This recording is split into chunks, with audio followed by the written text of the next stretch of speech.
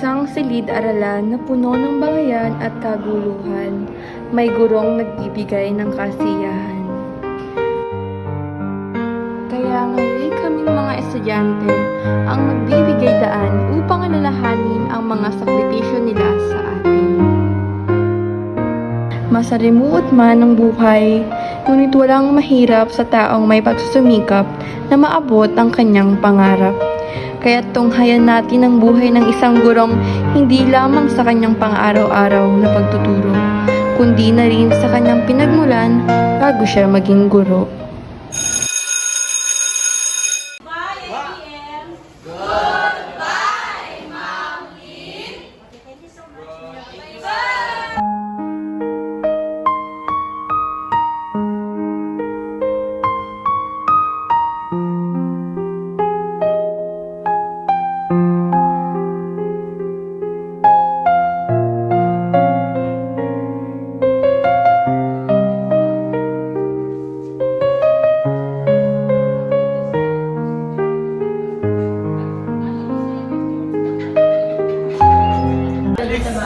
Ako si Lynn, panganay sa 9 na magkakapatid.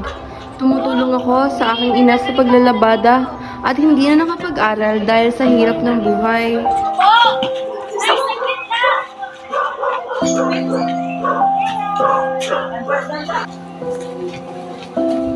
Nay, punto na lang po ba talaga tayo? Maglalaba tayo para sa ibang tao.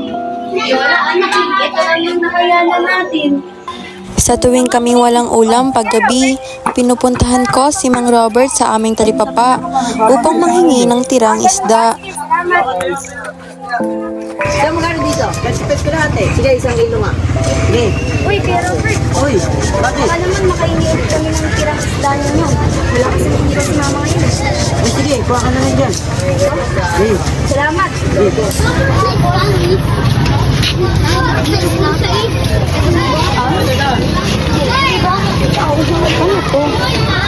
Iba hindi din paaralan?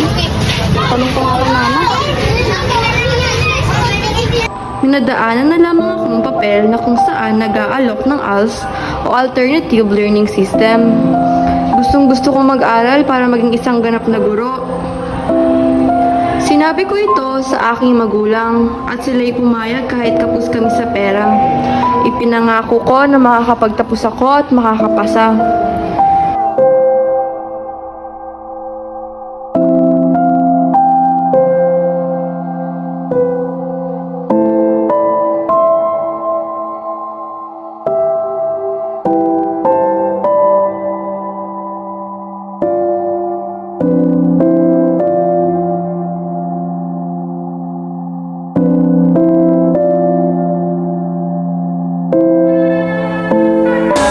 Congratulations, Lynn Eugenio Alspasser.